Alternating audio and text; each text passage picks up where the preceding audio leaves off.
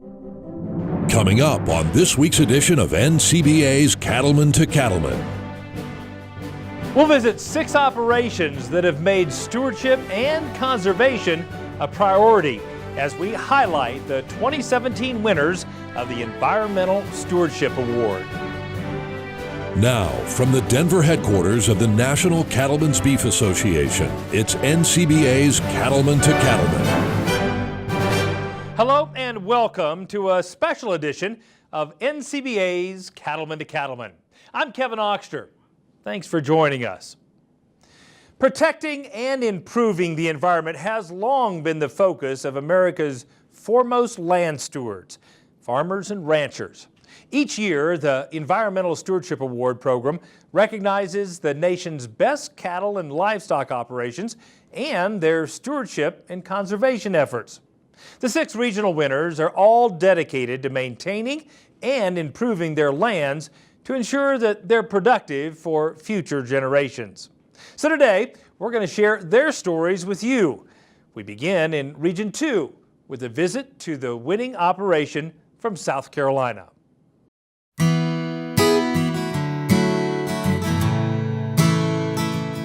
Stretching across 2,300 acres along the Broad River in South Carolina, Blue Lake Farm is now in the hands of the 5th and 6th generations.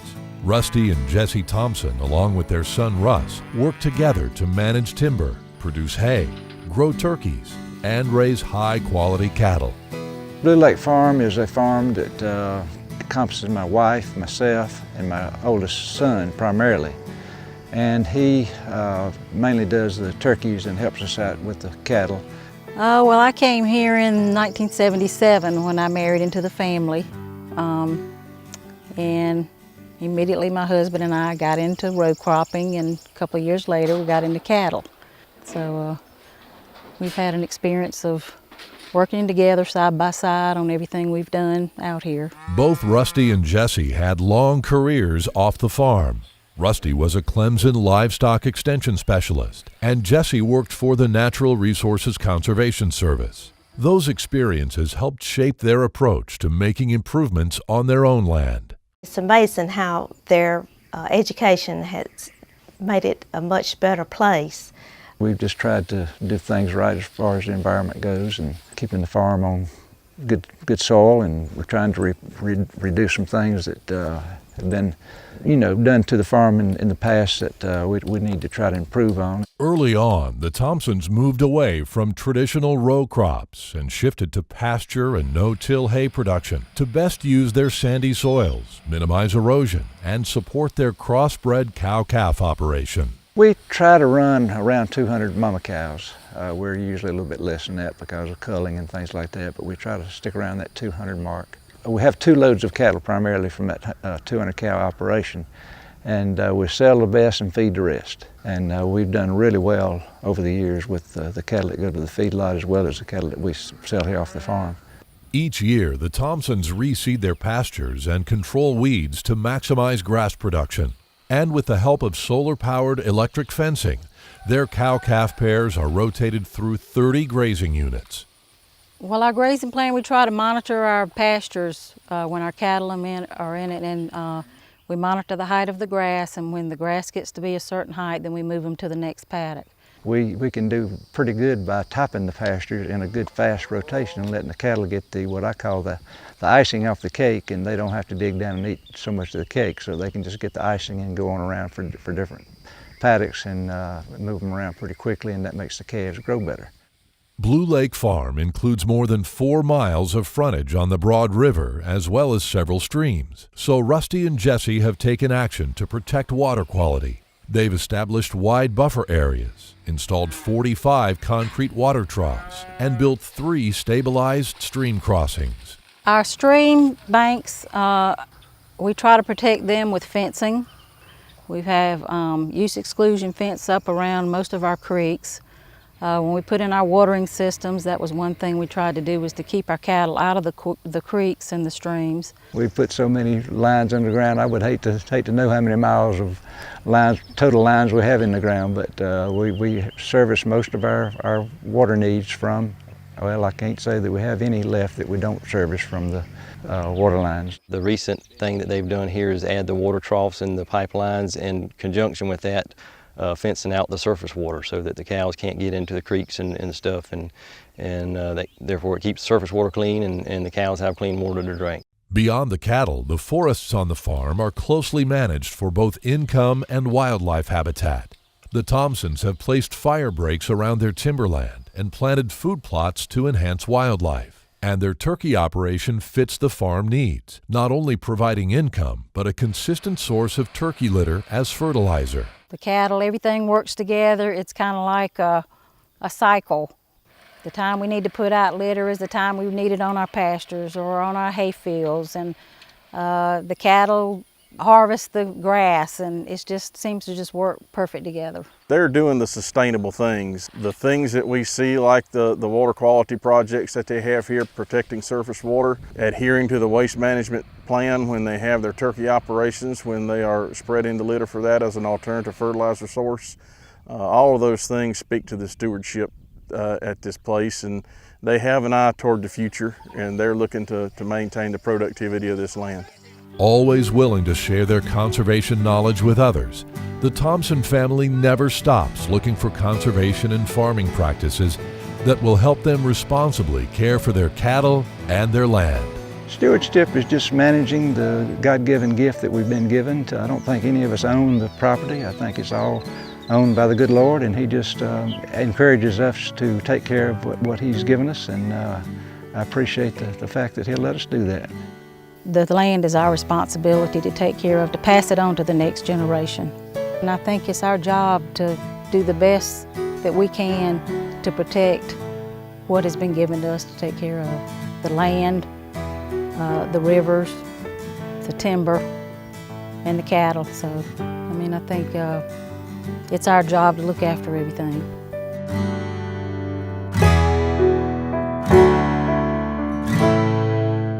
One by one, we're highlighting the 2017 regional winners of the Environmental Stewardship Award. And now, let's head to Region 3 and meet the winning family from Iowa.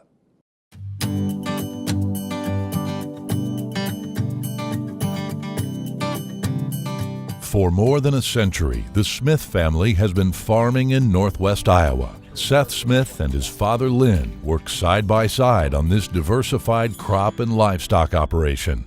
We've got a feedlot, a cow-calf herd, custom swine finishing, corn and soybeans, oats and alfalfa, and some organic crops on about a third of the acres. My dad's dad came here from Illinois, and they settled over by a little bit west of here. And so they've been there ever since. I'm not positive about the numbers. I think it's like 130 years that Smiths have put a crop in. For the Smith family, one goal is to minimize off-farm inputs as much as possible. Nutrient management is key, keeping those vital resources from leaving the farm, which improves productivity while also protecting the environment. When you're purchasing nutrients to raise a corn crop or a soybean crop or an alfalfa crop, whatever it may be, why on earth, what would be the reason to want to let it leave? So I guess we do the best job that we know how to hold those here. The farm feedlots play a vital role in this process by providing nutrients from a natural source. Manure is composted on site and then applied to the fields and pastures as fertilizer. One of the Smiths' 2 feedlot locations overlooks the Raccoon River, which provides a daily reminder of the importance of environmental stewardship. The Smiths installed a lagoon there to help capture wastewater. As the years went by, we had put quite a few improvements into the place, so when it came down to the time, all right, well now we need to build a lagoon or abandon the feedlot, well we had felt like we had too much invested in it just to leave it, so we opted for the lagoon, which has turned out to be good. We've taken all the runoff, all is collected into settling basins, and then it goes into a lagoon, and then it's irrigated, it's put on the cropland. That was kind of a big thing for us to do, and you know, at the time it was kind of, well, we're going to stay in the business, we need to do this, and so that's why we went ahead and did it. On the cow-calf side, the Smiths took their most fragile ground out of row crop production and converted it to pasture. saving soil and greatly reducing nitrogen and phosphorus runoff. Financially, it makes sense for us to do that because we felt we could get more use out of it.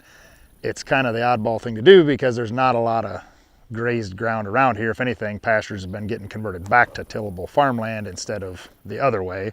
The cow-calf operation has been a good fix for us. It's a little bit of a challenge finding pasture right here in this area because so much of it is used in row crop, but the cow-calf part has been a very good fit for us. The Smiths implemented a rotational grazing plan designed to give their pastures plenty of rest, which optimizes soil health and plant growth. We put the cattle in the pasture, and then after a period of time, depending of course on the rainfall, when the grass gets to a certain condition, then we'll pull them off and move them on to the next pasture to allow that grass to come back. It's amazing how some of this ground for years, when there was no cows in it prior to us having it, it barely grew. A lot of it, the grass only ever got this tall. And now that we're grazing it, we're seeing, our amount of biomass that we're producing and tons of forage has increased greatly since we've been, I guess, prescription grazing or, grazing with a purpose. Well, they're just great stewards of the land, and it's going to be generational. And they're always willing to teach and always willing to learn. That's a good combination to have. The Smith family is always looking for ways to share their stewardship story. They provide the beef for the burgers served at a nearby restaurant, and the menu helps educate consumers about the Smith farm and its environmental practices.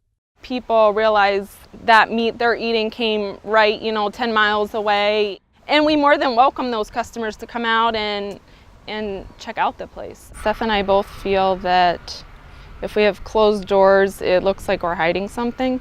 So we're always very welcoming to having people come out and just looking at our daily operations so they can get a first-hand look at what goes on in a farming operation. Seth and Etta are the fifth generation to work this land. They know the stewardship practices they implement today will help ensure their farm is around for generations to come. Every year we seem to implement something else or try something new and see what the benefits are of it, but no, it's never okay, we're here now, this is how we're going to do it. There's always learning, and there's always building upon that to keep trying to do better. I feel like we owe that to the generations prior to us that did a lot of these things that that we get to enjoy, and it's our job to continue that, to pass that on so that things can eternally, every generation that comes along makes things a little better instead of a little worse. That's very important because that's how operations like this and so many around us, have pushed on for so many years and continue to grow and expand and do well.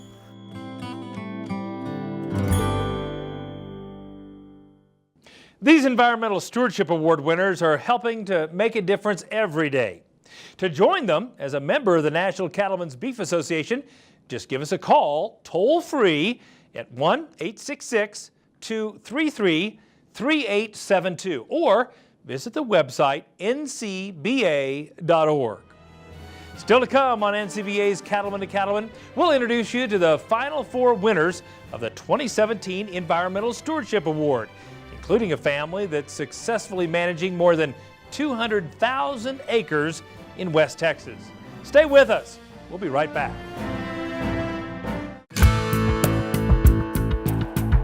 Public land issues are somewhat unique.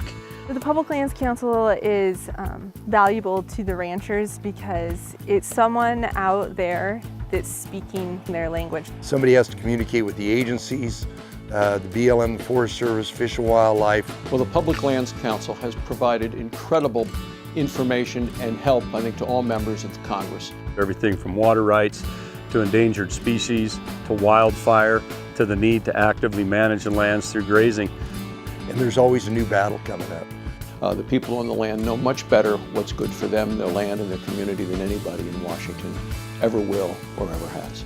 So for them to have someone who is out there helping send their message and helping them keep their industry alive, that's super important for them. There's no way you can really put a value on what they do for us. So having someone in Washington, D.C., a voice for the industry, a voice for public land ranching, such as PLC, Public Lands Council, is huge.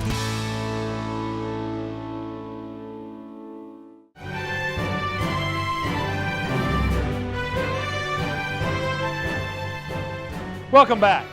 Cattle producers can face all kinds of challenges when it comes to protecting the environment. But they all have a common goal: leaving the land better than they found it.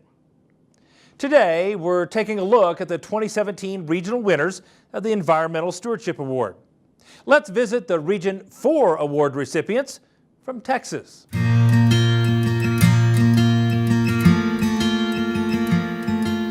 It's not long after sunrise in West Texas, and the Sterling family is working together to move their cows. The Sterling Cattle Company was started by J.M. Sterling in 1954. Today, the operation is led by J.M.'s son Jimmy and his wife Theresa, with help from their 3 daughters and their families. We're at our home ranch here in Howard County.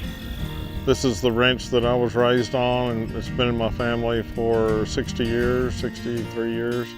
We're cow-calf people. We have an Angus cow base, and we breed many of our cows to Akaushi bulls. We have recently, 6 years ago, implemented the Akaushi breed. So about 60% of our cow herd, 65%, we put Akaushi, full-blood Akaushi bulls on them. So they have half-blood babies, and we market those back to Hart brand, and they've increased our marbling. In addition to innovating with a new cattle breed, the Sterling family has expanded their operation by adding leased properties to their deeded acres.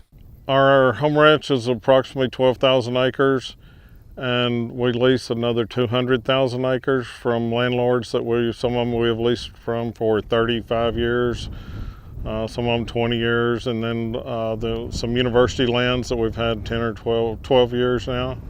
And we get along real well with our landlords. I encourage them to come out at least once a year. Jimmy's quoted to me many times that when he takes over a ranch that he leases, he wants it to turn out to be a better ranch than what he found it. If that means having better fences, better pastures, better livestock water, improve the native grasses that are on the ranch, he strives very hard to make those improvements. The list of improvements made by the Sterling family is long. They've put up 20 miles of fencing, drilled new wells, and installed solar-powered pumps on 18 water troughs to better manage grazing.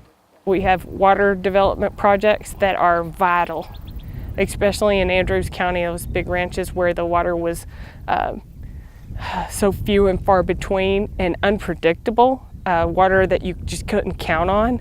And we were able to add in new lines, put troughs in areas that the cows really just didn't go to because they couldn't water in those areas. It was too far of a walk.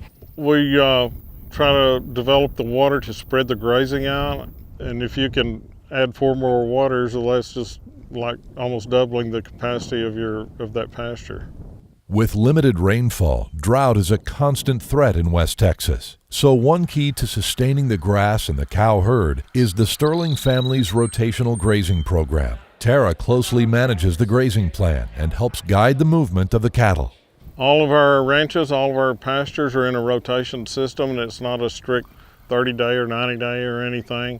It's more of an observing rotation system. And with that, by resting the pastures, you grow your good grasses and increase your good grasses. If you do not rotate, your good grasses tend to die out. And we want to promote our good grasses. Perhaps the biggest effort is the removal of invasive prickly pear and mesquite. The Sterlings have transformed more than 25,000 acres of their land using both aerial spraying and mechanical treatments to control brush. When we got this ranch, it was heavily covered in mesquite. The EQIP projects, we grub mesquite with an excavator, then rake it and seed behind that. And that's worked pretty well for us. And we've cleared lots of land and grown a lot of grass doing that, increased our weaning weights and capacity, and it's really been a good program for us. When you get rid of the brush, brush is taking up moisture from the property, and then the ultimate goal is to grow more grass for your cattle. And so by cleaning up this brush and killing it out, we grow more grass, and they can have more grass and a higher stocking rate. He doesn't take all the brush off of a pasture. He'll try to leave some brush for cover for his wildlife. So, you know, he's trying to improve his pastures, improve the quality of his beef, but at the same time, you know, he's getting a secondary impact out of it, which is good, and that's improving wildlife habitat. We've seen an increase in wildlife. We've cleared areas for the antelope, and they like very open country, and then we've drawn brush strips for the deer, the white-tailed deer here in this area, and increased the forbs for them to graze on. With a focus on growing a profitable operation for today and tomorrow, the future of the Sterling Cattle Company looks bright. The Sterlings are working together to build a family legacy of outstanding care of the land. Stewardship is passed on from generation to generation. Our family is close, and we view our responsibilities on the ranch as taking care of God's property. It's just in our care for the moment. And if I don't do the very best I can, who did I let down? You have to do it for the long term, and being a steward of the land, that is your goal, is to improve the land. And by doing that, you're improving your cattle and your total production. And that's our goal, is to improve the cattle and improve the country at the same time. If you'd like to find out more about the Environmental Stewardship Award winners, see photos and videos, or even learn how to nominate someone for the award next year, visit the website environmentalstewardship.org. We'll be back with more Environmental Stewardship Award winners right after this. Stay with us.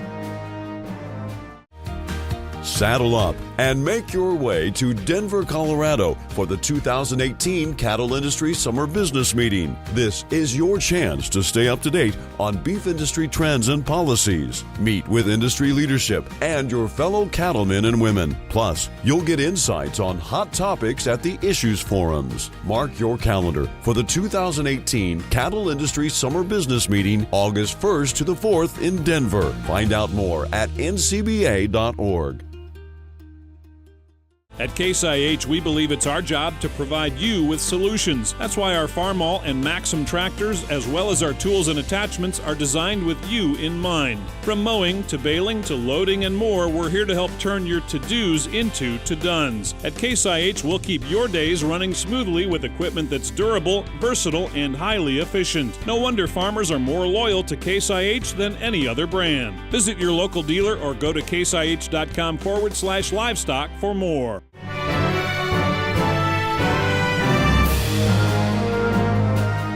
Welcome back as we continue our look at the 6 Environmental Stewardship Regional Award winners for 2017. The desire to leave the land better than they found it is a common trait among cattle producers, and you see that in action with the families we're highlighting today. Let's head to Region 5 and the winning operation in Colorado.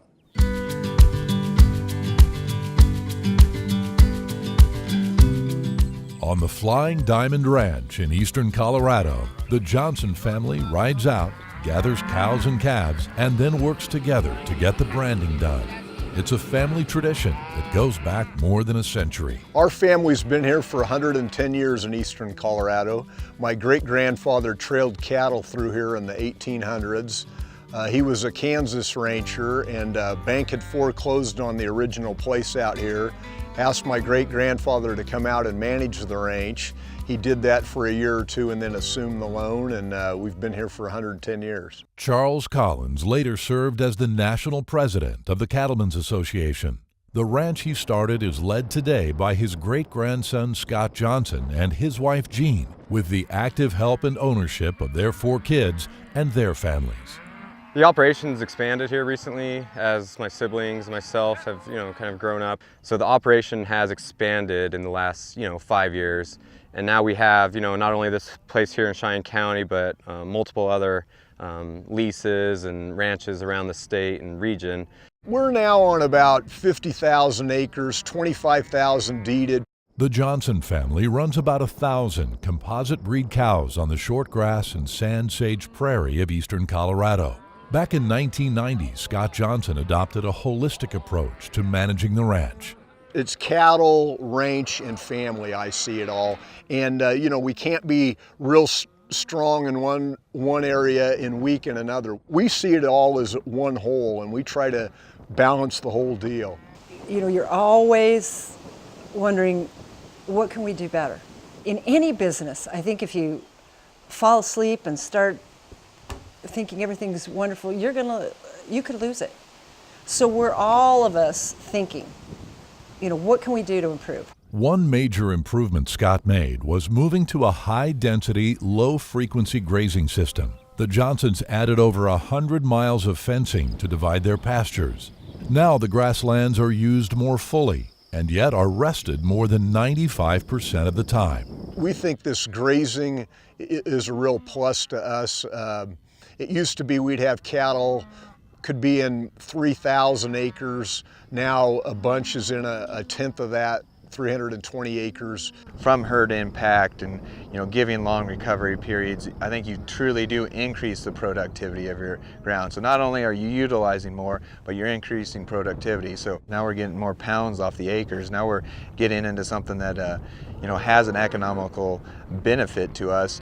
And we're getting that economical benefit by doing ecological things that are improving the rangeland. I think the biggest thing is just that rest you're giving it. So, a piece of ground's not getting grazed for 355 days or 360 days. And that allows it, to revitalize quicker and better, especially in those years of drought that we've had. God put grasslands around here, and cattle, they're very happy on grasslands. That's where they're supposed to be. So, I stand firmly that cattle ranching is absolutely good for this environment. With average precipitation of just 13 inches per year, the Johnsons have an overall goal of working with nature. They've adjusted their calving season to better fit their available forage and established key grazing areas to closely monitor grazing impact. They've also limited cattle access to riparian areas and created wide buffer zones to restore and protect the creeks that cross their lands. And they've installed more than 20 miles of pipeline to provide fresh water at the center of each grazing cell. To put the grazing system in place, we had to put a lot of water in place and pipe a lot of water so that we could set up kind of the cells center wagon wheel system. I think that allows dispersal across the ranch of our grazing and for some wildlife. Put it all together and it's clear. At the Flying Diamond Ranch, they understand how healthy cattle and healthy rangelands work together. And the Johnson family is always thinking ahead to the future generations that will one day live and work on this land. My family all along has understood that what we really have out here, what we've been entrusted with, is the natural resources. It's pretty special, and if you work with it and you listen to it and you do what's in its best interest, it'll take care of you. It's taken care of us for 110 years. If we want this to continue for multiple more generations, the greatest asset is the land. You got to take care of the land, you got to be good to the land. It really does come down to a mindset of this ranch is not for me. This ranch is for all of us and for the next generation. So it's a big responsibility. It means everything to me. As the mother, I see such a value in our way of life, our culture, and it's something, that each generation has built upon and given to the next, and that's so special.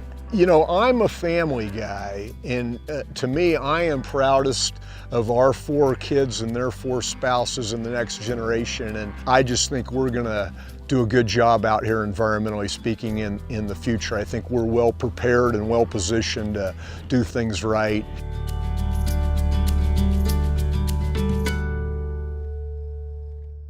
If you'd like to stay up to date with what's happening with NCBA's Cattlemen to Cattlemen, you can find us on Facebook.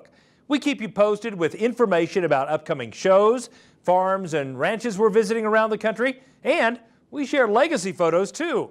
So check us out on Facebook. We'll be back with more Cattlemen to Cattlemen right after this. Say goodbye to your toughest pasture and rangeland weeds for good. Because one product offers season-long control, handles the widest spectrum of broadleaf weeds, and clears the way for increased forage with greater grazing flexibility. so you get more beef per acre at a cost that can't be beat. It's Grazon Next HL herbicide, and if it's in your pastures, plain and simple, weeds won't be. Don't miss your chance to read the National Cattlemen. It's the official publication of NCBA, and it's packed with timely news and information about the issues and events that affect your cattle business. Plus, the National Cattlemen includes producer education, cattle market insights, and more. A subscription is free when you become a member of NCBA. Join now by calling 866-233-3872 or on the web at ncba.org. When you're in the cattle business, no matter how much it's a business, it still starts with cattle. It's this basic notion that sits at the core of how we approach things at Beringer Ingelheim. We understand when you put the cattle first, it just naturally leads to doing the right things. If you want to do well in this business, you start by doing right. Take care of the cattle, and they'll take care of you. You're watching NCBA's Cattlemen to Cattlemen, your source for cattle industry information and education on RFD TV. Welcome back. Every day, cattlemen and women care for their land and their animals. They do so because they're committed to leaving what they have better than they found it. We're featuring the 2017 regional winners of the Environmental Stewardship Award. Let's take you to Arizona to see the Region 6 award winner.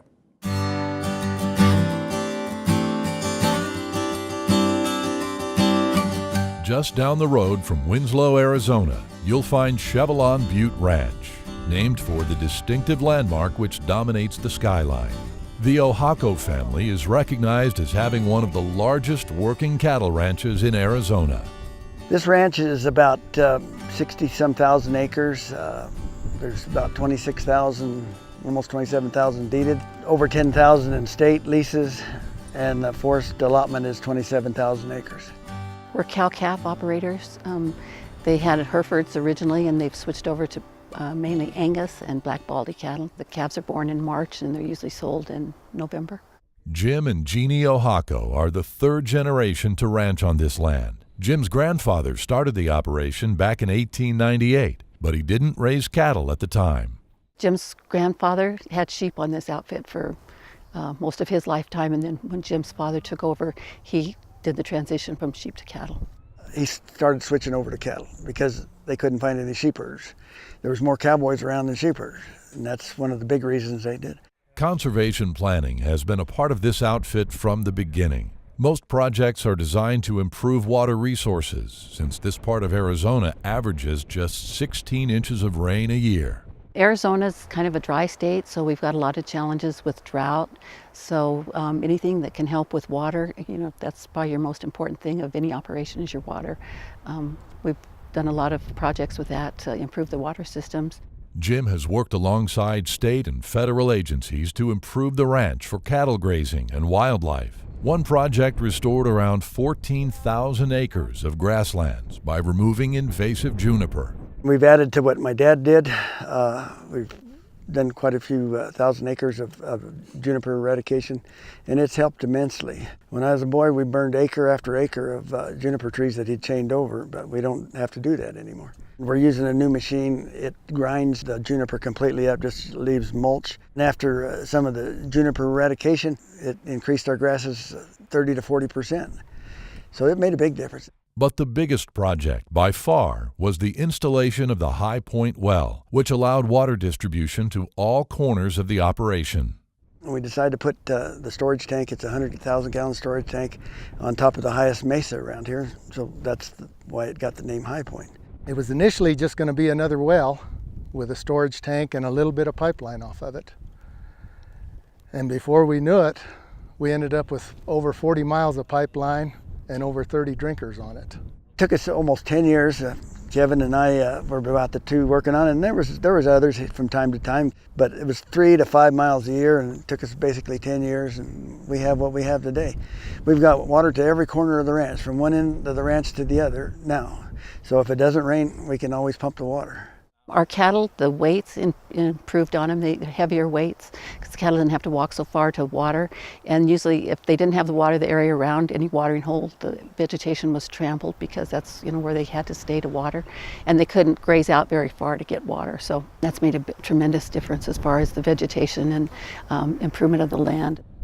Jim has done a wonderful job putting this pipeline in and putting it in a manner that it provides water year-round, even during our cold periods in the winter. So, wildlife is able to drink out here year-round anywhere on this ranch. We made an agreement with Arizona Game and Fish that we would leave them on year-round, and that keeps the wildlife spread out too. It's just a win-win situation for everybody, for the environment, the wildlife, the cattle. Everything is done better because of that water project. At Chevron Butte Ranch, the gates are open to visitors, and the public is allowed nearly unlimited access to the land during hunting seasons. This ranch is just one of those jewels that has a lot of good habitat, and it definitely highlights the fact that wildlife and ranching can coexist and coexist well. Jim also shares his time and knowledge in a variety of ways off the ranch, including serving as president of the Arizona Cattle Growers Association. He's a busy man. I don't know how he does it. He works full time, works 7 days a week, 12, 14-hour days, and yet he's still on committee after committee after committee, and when somebody asks him to do something, he doesn't say no. He always puts this outfit above his own needs. That's ultimate commitment in my view. And he always sees to the needs of this place and whatever lives here prior to his own needs. The Oaxaco family has over a century of experience caring for the landscapes in eastern Arizona. Their ongoing stewardship efforts will ensure that Chevron Butte Ranch is around for future generations. Jim's always been under the philosophy that his grandfather left it better for his father left it better for him, and he wants to leave it better for the next generation. So, from day one since I've known him, he's always improved whatever he's had, and he's tried to make it better, and you can see that in what he's done over his lifetime. Two things in life that I've always wanted to do, and I think I've accomplished them mostly, is to have quality cattle, and number two is to help the environment or the habitat. So, and I think we've done that. The job's not done. We always can improve. We always learn from our past and keep on improving.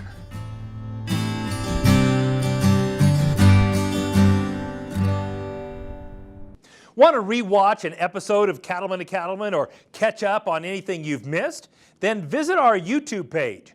You'll find replays of all of our shows filled with educational segments and producer profiles from around the country. So check us out at youtube.com/Cattlemen to Cattlemen. We'll be back with more right after this. No matter what job I've got to do, my John Deere 5E tractor can do it all. Whether I'm cutting, moving feed, or building a fence. Using my 5E means my work gets done faster at a price I can afford, and that works for me.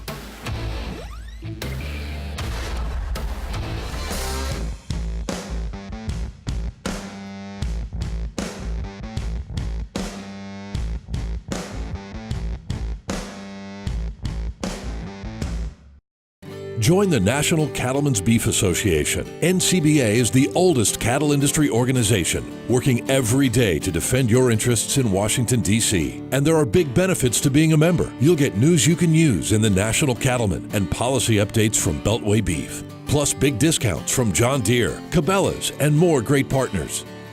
Join now. Call 866-233-3872 or sign up online at ncba.org.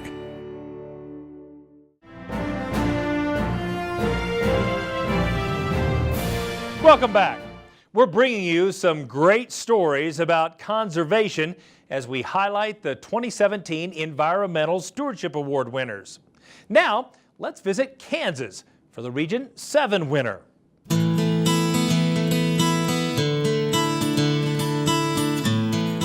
The Flint Hills region of the Tallgrass Prairie is home to Munson Angus farms. The Munson family has been a fixture in this part of Kansas for almost 150 years. You get west of Junction City and I think you find out that you're related to almost everybody. Mothers or fathers or someone along the grandfathers and that grandmothers, that type of thing. But yes, We have been in the same location. My great-granddad started out just west of Junction City in 1869. Chuck and Deanna Munson are the current owners, and counting their grandchildren, there have been 6 generations of Munson family members to live on and work this land. Today, Munson Angus is a thriving farm built on their pasture-to-plate business model. I'd call it a diversified operation. We have both Angus cattle herd and a small farm feedlot, and also a cropping operation for cattle feed, and then also some cash crops. You certainly learn to realize that quantity is not nearly as important as quality, and doing it the right way. And that's always been, I think, the #1 philosophy of the Munson family and the product that's produced. The Munsons believe that to raise top quality beef, you need the best cattle. Their registered Angus herd started in the 1920s, and the genetics from those original animals can still be found in the cattle grazing the land today. And they go back to some of the original of Andy Schuler, who was a well known in the Angus business. That's how our herd got started. Now we're going almost up to 65 years now that we've had the Angus business. We like to think now that our calves almost look like clones because of they're such genetic uniformity. Over the years, the Munsons have worked with state and local agencies to improve the health of the land. They implemented a rotational grazing system to protect their valuable grass resources. On the crop side, the Munsons switched from conventional tillage to a no-till system to reduce erosion and improve soil health. One of the main things we've done is went to no-till, and that's been a benefit both from less tillage needed and labor on that, and expense on that part of it, and also it certainly helped conserve moisture. One of the things that has always impressed me has been their care for the environment and the natural resources. They're always concerned as much about taking care of the resource as making a profit. If something was going to bring more profit, but at the expense of the natural resources and the environment, they wouldn't do it. In 2006, the nearby Smoky Hill River was identified as an area of concern for erosion. Chuck worked to unite neighboring landowners along the river to apply for stream bank stabilization funding to help address this critical issue. We were losing up to 5 acres of land a year to stream bank erosion along the river banks, and until this project was available and came along, why we didn't have much choice but just to watch the land kind of cave in the river. Chuck was one of the first ones in the office to sign up. He helped us organize meetings to talk about these projects. They have a great love for the Flint Hills and for the work that they do here in it. That has always stood out in my mind as kind of an example for how people ought to conduct themselves, and it's been a great pleasure to work with them. The difference was tremendous. I mean, we stopped the erosion, we stopped the eating of the riverbank, we stopped from losing trees, and the best part about it, we saved valuable farm ground that would have went right down into the river, which river bottom farm ground around here is very valuable, and we saved a lot of it by doing that. The ranch's innovative pasture-to-plate philosophy has come full circle with the opening of Munson's Prime in Junction City. Their restaurant is a unique way for the family to not only serve prime beef, but also share their story with the public. It was totally open with the concept of, I like to say, to showcase the Munson meat. That is definitely a part of it. And to help the world to understand what good livestock production is like, what agriculture of today is like, and just to educate to a great degree also. You can even see the Munsons' love for the land in their own backyard. Deanna has an extensive garden that features many plants native to Kansas. The Munson family is a prime example of how a cattle operation can be managed in a sustainable way while still being profitable, thanks to hard work, innovation, and dedication. There's been a lot of blood, sweat, and tears involved in putting the place together and keeping it going, and it's an everyday job, and it's going to continue to be. We're not a fly-by-night type of business. We've been in the Angus business going on over 60 years. So we didn't come in yesterday and we're not going to be gone tomorrow. The Munson family has always placed extremely high emphasis on the environmental and stewardship issues, not just from wanting to treat the world right, but that's what it takes to be successful doing the type of business that we attempt to do. I will be very surprised if Munson Angus Farms is not still here 50 years, 100 years from now.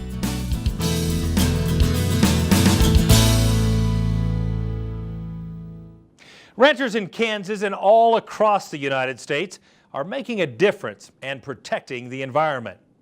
You can see their stories again and learn how to nominate someone for the award next year by visiting the website environmentalstewardship.org. Up next, it's time once again for our good friend Baxter Black. We'll be right back.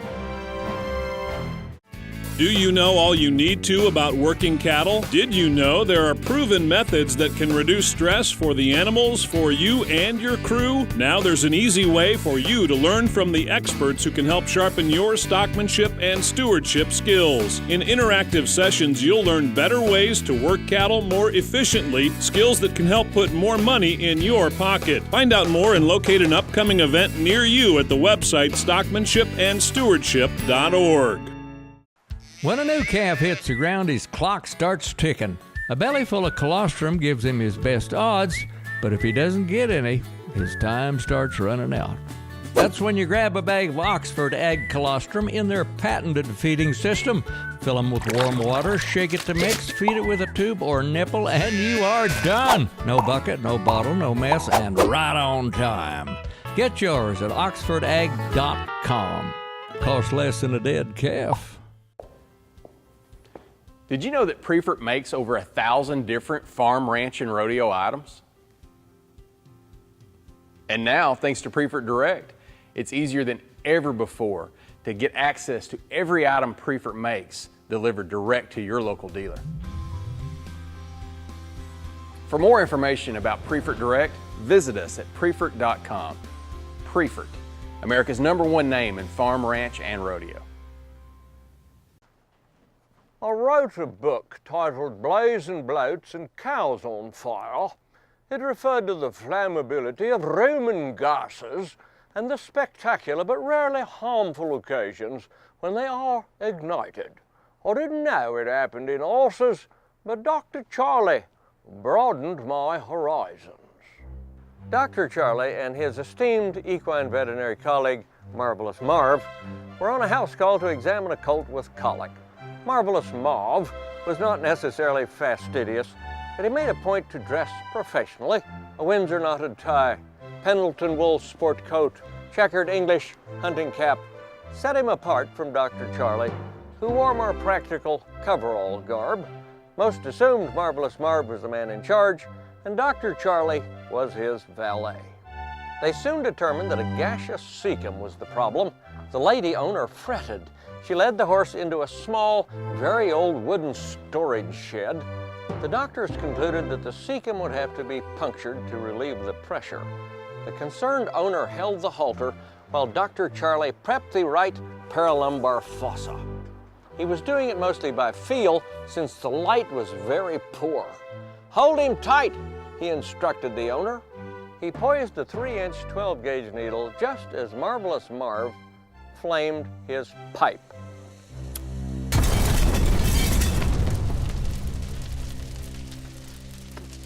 It coincided with the puncture and release of the cecal gas, and a fireball whooshed and brilliantly lit the shed enough for the owner to scream and the horse to bolt through the door.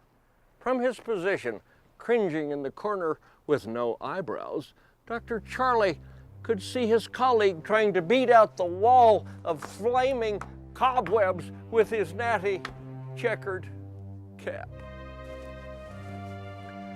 Marvelous explained later to the trampled owner that they should have warned her. This procedure is routine to ensure that there is no flammable gas left in enclosed areas. "Thank you," she said. "Thank you so much." This is Baxter Black from out there. Thanks, Baxter. We always enjoy our visits with you. Stay with us. We'll have more when we come back.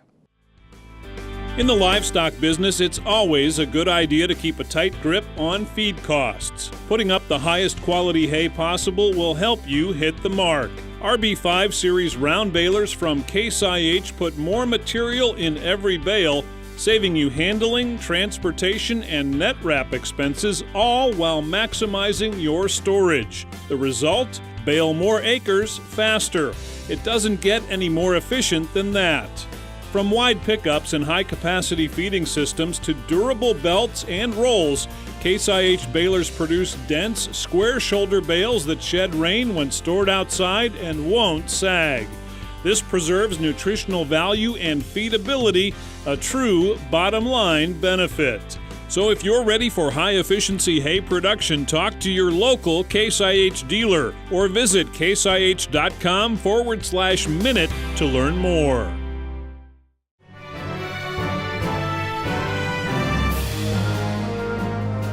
Welcome back. For this week's Legacy Photos, let's take a look at some beautiful images from our Environmental Stewardship award-winning operations.